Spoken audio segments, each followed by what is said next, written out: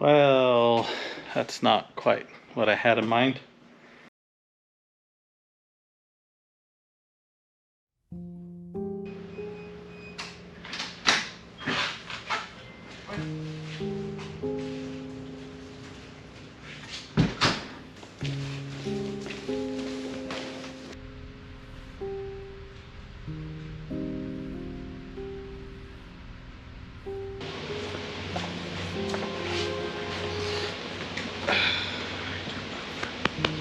Well, today's going to be a little bit of a harder one for me today.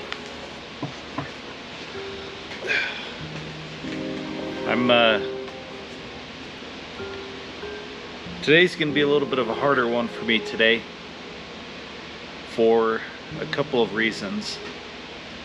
But I thought I'd bring you along just to show you the reality of being a business owner, but maybe to give you a little bit of an insight on what it means to be a small business owner, the type of owner that has a little more intimate dealings with the business that he's running. An owner operator, a true owner operator is the position that I've held for 16 years now. What I've run into today is I've got four pieces of equipment that I'm hauling to scrap. There's two reasons why it's hard. The first reason is every single piece of equipment that I'll be hauling today, I could put back into production right now. They're all functional. Or at least will be until I take them apart to set them on the trailer. The reason why they're getting replaced is just because they're old, out of date. Newer, better, brighter, more efficient equipment has come in to replace them. And that's why I'm hauling them, is I need the floor space. I need the space to set this new equipment so that as we continue to expand, I can keep up with the demands that production and this business has. That's what makes it hard, is these pieces of equipment represent a significant investment over the years to purchase them. I mean, we scraped and scratched, we took on loans, we took on debt that was hard to pay off. I ran this equipment through times when my wife and I were getting collection calls because the business was struggling so hard, and so it's really hard to load up functioning, capable equipment that I've made a significant investment in and haul them to the dump, haul them to scrap as if they were worthless or nothing.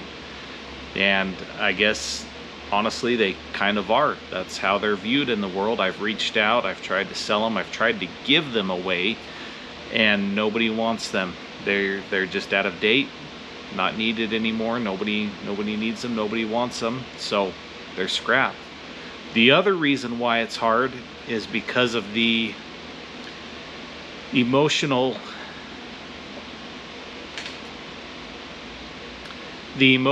investment that I've had to put into them over the years.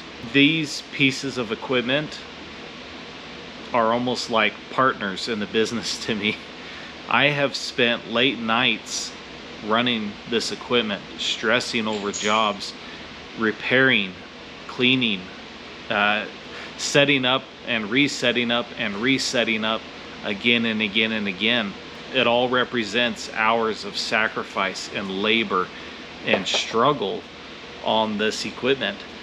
And I'm not doing this to try and be dramatic or to put on a show or anything like that. I'm really telling you what it feels like to me to take something that I have invested so much in financially and emotionally and load it on a trailer and simply haul it away to the dump. The historical significance that this equipment has to the business, there's memories that are encased in this equipment. There's just a bond that I can't really explain, but it's making it really hard for me to make this decision to move them out. And I've run through this scenario over and over and over in my head, trying to justify and trying to trying to organize my thoughts on all this stuff and come up with a reason why I should keep it, and I just can't. There's just not a reason to keep it when I've replaced it with other things that are more efficient, more capable, the quality's better, they require less input from me, which is huge.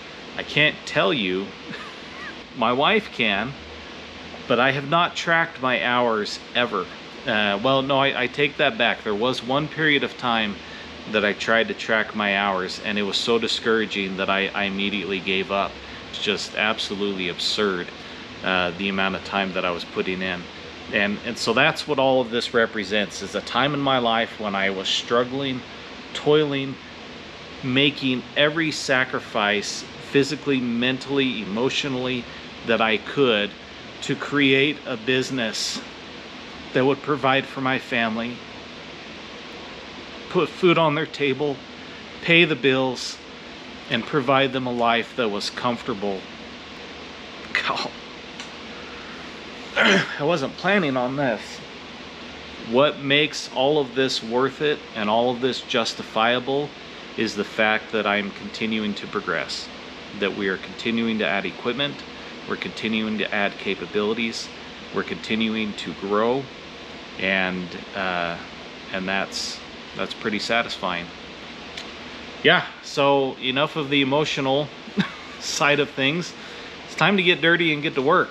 I've got one of these pieces of equipment, this folder is actually in 3 pieces.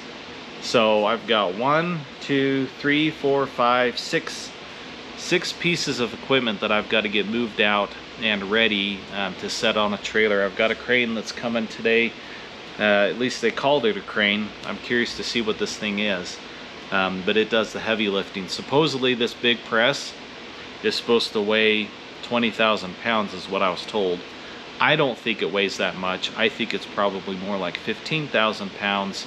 One of the guys that's coming to help me look at this and get it loaded and stuff, he is estimating closer to 10,000 pounds. We shall see. I'm really curious if there's a way to weigh it when we take it to scrap, what the actual number is. And if I find out what that number is, I'll put it here somewhere, what the realistic number of it is. But I can tell you that it is heavy, really, really, really heavy. So I've got equipment coming, and so basically you're probably going to see kind of a montage now of me jacking up equipment, getting it on blocks, putting it on skates, on pallets, moving it with the forklift, everything I've got to get it basically staged up out in the bay and out on the cement pad that's outside and ready to go for that trailer and equipment that's showing up here in about 4 hours. So hope you enjoy it. Okay, enough of all that.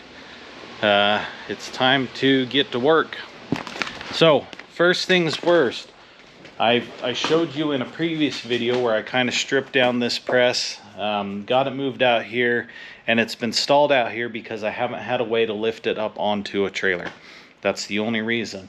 It's just too heavy for any equipment that I have. I've asked around everybody else, they're kind of iffy on, I don't think it will, and so that's why this is finally happening, is because we finally located something that can lift all this stuff.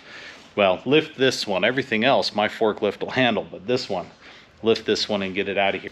I've got it on skates up here up front. It used to be on skates here in the back, but someone needed to borrow those, so I had to put these jacks underneath. So all I need to do is jack this up. It'll be all on skates again, and then it'll be a matter of probably hooking the forklift up to it again, dragging it out the bay door. I'm going to get it out on that cement pad out there, and then I'll start bringing everything else back here into the bay, kind of a deal.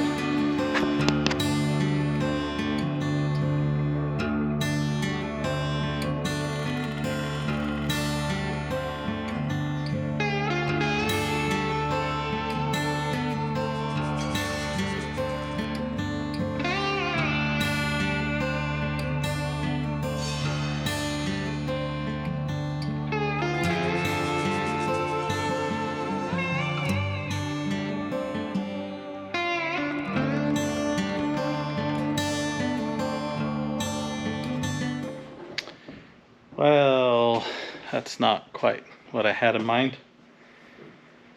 I got a little careless. Pulling it, I could see that one side of the jack was kind of moving back, but this ground is uneven, and so I didn't think it was a big deal. But what I didn't realize was that that same side, the back end had gotten hung up on something that actually pulled the jack out, and the whole thing tipped, and I could only watch. I'm very grateful it didn't take down this entire wall, though. I thought that's what was going to happen, but we just ended up with a hole. So definitely not as bad as it could be. Some drywall will fix that easy enough. But getting this moved out now is going to be twice as hard.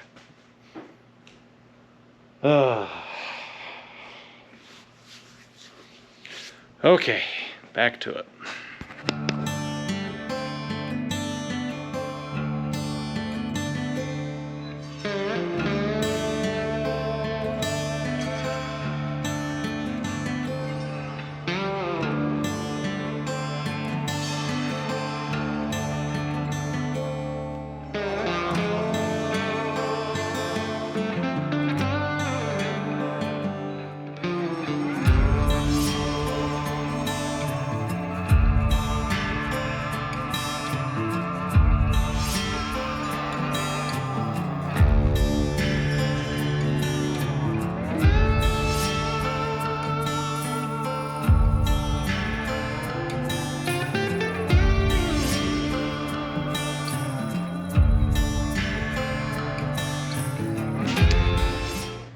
Okay, it's out on the pad. Not the way that I planned, and definitely with fewer casualties than there could have been, but it's out. So I'm gonna get some breakfast because I'm dang hungry, and maybe that messed with my mental capacity on that one. Okay, I'm gonna grab something to eat and then we'll get back to it.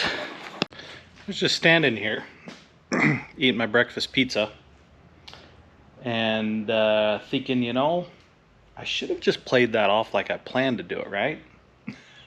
That was the plan all along, was to tip it onto its side, and I just didn't adjust for the width, you know, and that's why I hit the wall, and versus admitting that that was an absolute mistake.